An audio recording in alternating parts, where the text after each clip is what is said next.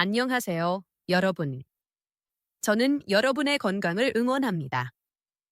오늘 영상은 뇌졸중이 일어나기 1개월 전 나타나는 7가지 증상에 대해 말씀드리겠습니다.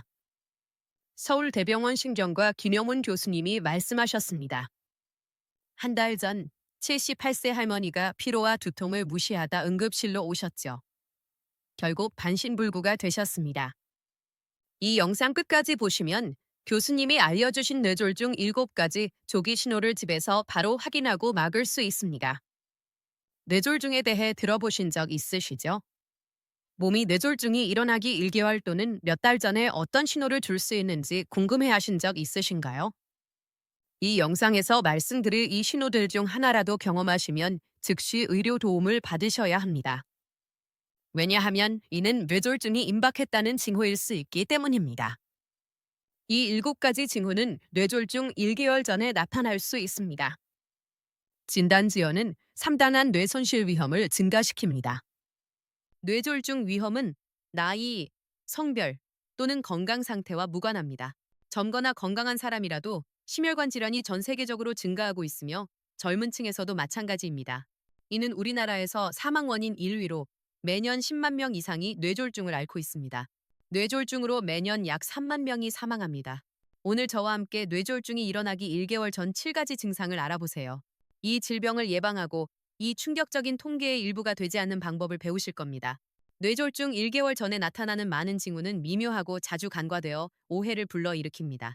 이 징후를 인지하는 것은 나이, 건강 상태 또는 동반 질환 유무와 관계없이 중요합니다. 왜냐하면 뇌졸중은 누구에게나 발생할 수 있기 때문입니다. 따라서 경계하세요. 이 영상을 가족과 친구들과 공유하는 것이 생명을 구하는 데 도움이 될 수 있습니다. 또한 허혈성 뇌졸중과 출혈성 뇌졸중의 차이를 명확히 설명하여 이러한 상태에 대한 이해를 높여드리겠습니다. 또한 뇌동맥류가 무엇인지 그 경고 징후를 포함하여 다루겠습니다. 중요하게는 뇌졸중을 앞두고 올 수 있는 일과성 허혈 발작을 배우실 겁니다. 그 징후와 증상을 인지하는 것이 여러분 또는 사랑하는 사람의 생명을 구할 수 있습니다. 일촌 가족이 뇌동맥류를 경험했다면 증상이 없더라도 신뢰할 수 있는 신경과 의사에게 검진을 받는 것이 중요합니다. 이 적극적인 조치는 잠재적 뇌 상태의 조기 발견에 필수적입니다. 자, 이제 시작해 보겠습니다. 지금 뇌졸중 1개월 전에 발생할 수 있는 7가지 징후 또는 증상을 알아보세요. 이 일이 여러분에게 일어나면 가능한 한 빨리 의료 도움을 받으세요. 증상 1. 지속적으로 높은 혈압.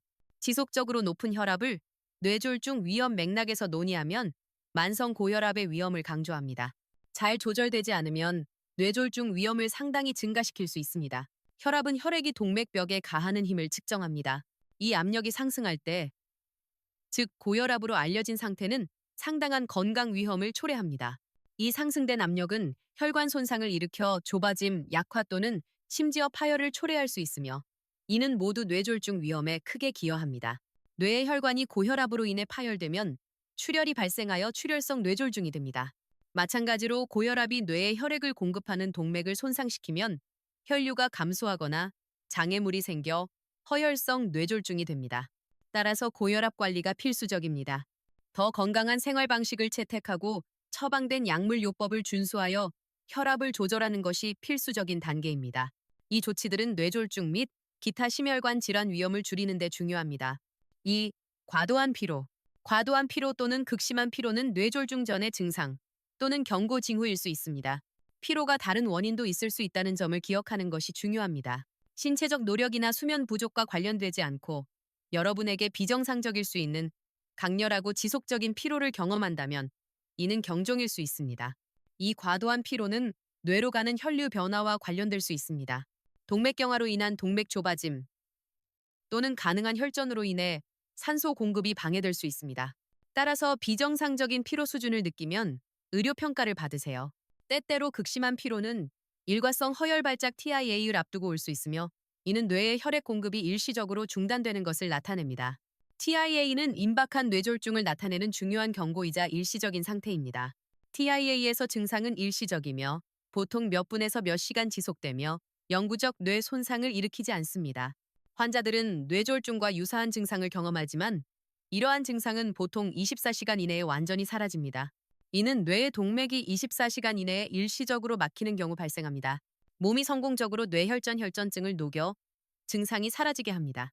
이 빠른 해결은 뇌졸중이 다가올 수 있다는 중요한 경고 역할을 합니다. 이 점에 세심한 주의를 기울이세요. 일시적인 징후나 증상을 발견하면 지체 없이 의료 도움을 받는 것이 필수적입니다. 3. 시력 문제. 시력에 갑작스러운 변화가 생기면 경고 징후일 수 있습니다. 흐린 시야, 복시, 눈 문제 또는 초점 맞추기 어려움은 뇌의 순환 손상을 나타내고 뇌졸중의 경고 징후가 될 수 있습니다. 시력 문제에는 다양한 원인이 있지만 이러한 증상을 간과하지 않는 것이 중요합니다.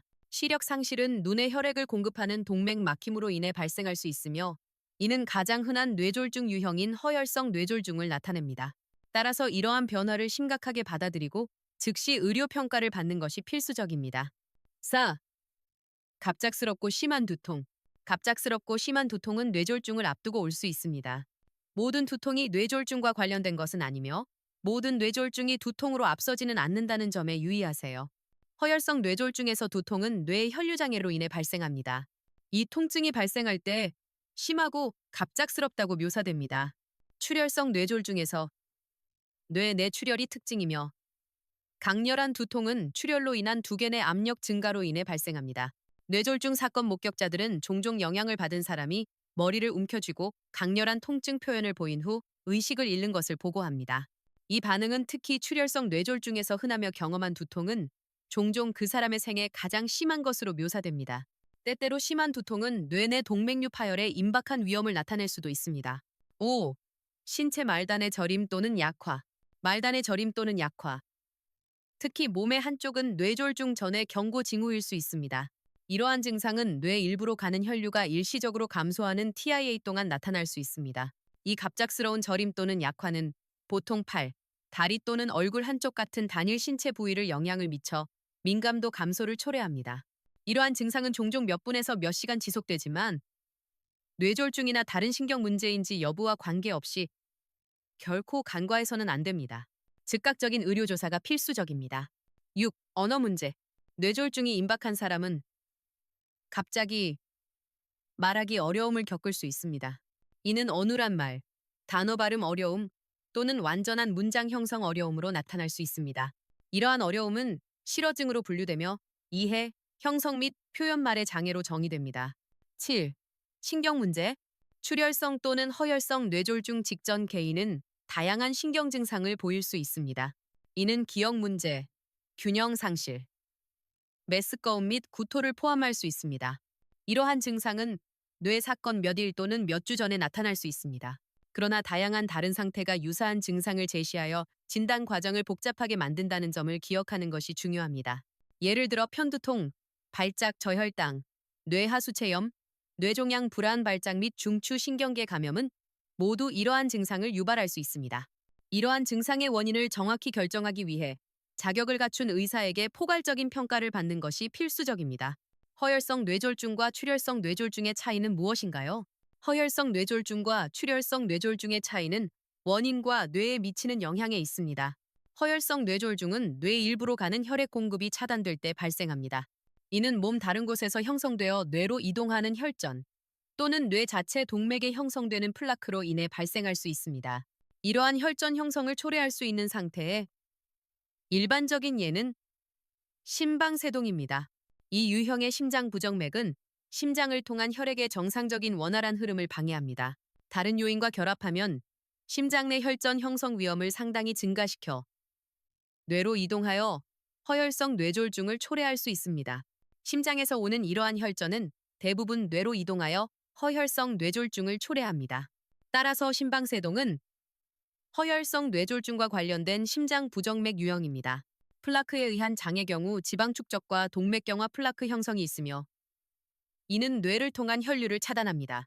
이는 콜레스테롤 수치 상승, 고혈압, 당뇨병 및 흡연자 환자에서 발생할 수 있습니다. 혈액이 뇌 일부에 도달하지 않으면 그 영역의 세포가 산소와 영양 부족을 시작하여 뇌 손상을 초래할 수 있습니다. 이 유형의 뇌졸중은 가장 흔하며 모든 경우의 85%를 차지합니다. 출혈성 뇌졸중에서는 뇌로 혈액 누출이 있습니다. 이는 뇌의 혈관이 터져 혈액이 있어서는 안 되는 영역으로 퍼질 때 발생합니다. 혈액 누출은 압력을 유발하고 주변 뇌세포를 손상시킬 수 있습니다. 이는 다양한 합병증을 초래할 수 있습니다. 요약하면 허혈성 뇌졸중에서는 혈류 차단이 있으며 출혈성 뇌졸중에서는 뇌로 혈액 누출이 있습니다. 두 유형의 뇌졸중 모두 심각하며 미래 손상을 최소화하기 위해 즉각적인 의료 주의가 필요합니다.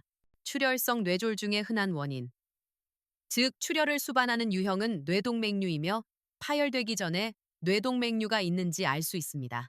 뇌동맥류는 뇌동맥의 비정상적 팽창으로 동맥의 거품처럼 보입니다. 약해져 파열될 위험이 있으며 여기서 위험이 있습니다. 종종 뇌동맥류는 파열이 발생할 때까지 증상이 없습니다. 개인이 아무것도 느끼지 않고 갑자기 뇌동맥이 파열되어 출혈성 뇌졸중이 됩니다. 이는 많은 경우 발생할 수 있습니다.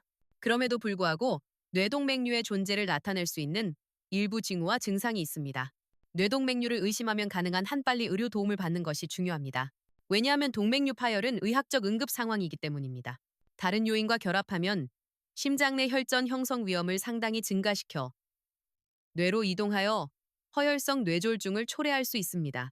심장에서 오는 이러한 혈전은 대부분 뇌로 이동하여 허혈성 뇌졸중을 초래합니다. 따라서 심방세동은 허혈성 뇌졸중과 관련된 심장 부정맥 유형입니다. 플라크에 의한 장의 경우 지방 축적과 동맥경화 플라크 형성이 있으며 이는 뇌를 통한 혈류를 차단합니다. 이는 콜레스테롤 수치 상승, 고혈압, 당뇨병 및 흡연자 환자에서 발생할 수 있습니다. 혈액이 뇌 일부에 도달하지 않으면 그 영역의 세포가 산소와 영양 부족을 시작하여 뇌 손상을 초래할 수 있습니다. 이 유형의 뇌졸중은 가장 흔하며 모든 경우의 85%를 차지합니다. 출혈성 뇌졸중에서는 뇌로 혈액 누출이 있습니다. 이는 뇌의 혈관이 터져 혈액이 있어서는 안 되는 영역으로 퍼질 때 발생합니다. 혈액 누출은 압력을 유발하고 주변 뇌세포를 손상시킬 수 있습니다. 이는 다양한 합병증을 초래할 수 있습니다. 설탕 과다, 포화 지방 과다 및 과도한 알코올 소비를 피하세요. 흡연한다면 습관을 바꾸는 것을 고려하세요. 잘 자세요. 콜레스테롤을 조절하세요. 심장 전문의와 정기검진을 유지하세요. 이는 미래에 가능한 뇌졸중을 실제로 예방할 것입니다. 이 영상이 마음에 드시면 좋아요를 눌러주세요. 이 주제는 공공이익이므로 사랑하는 분들과 공유해주세요. 새로 오신 분들은 구독하여 성장에 동참하시고 알림 벨을 눌러 다음 영상을 놓치지 마세요. 이제 궁금합니다. 뇌졸중이 일어나기 1개월 전 이러한 조용한 징후를 알고 계셨나요? 댓글로 알려주세요. 떠나시기 전에 화면에 도움이 될 만한 다른 영상이 나타날 수 있습니다. 하나를 클릭하거나 더 나아가 둘 다 시청하여 지식 여정을 계속해주세요. 시청해주셔서 정말 감사합니다. 다음 영상에서 뵙겠습니다. 안녕.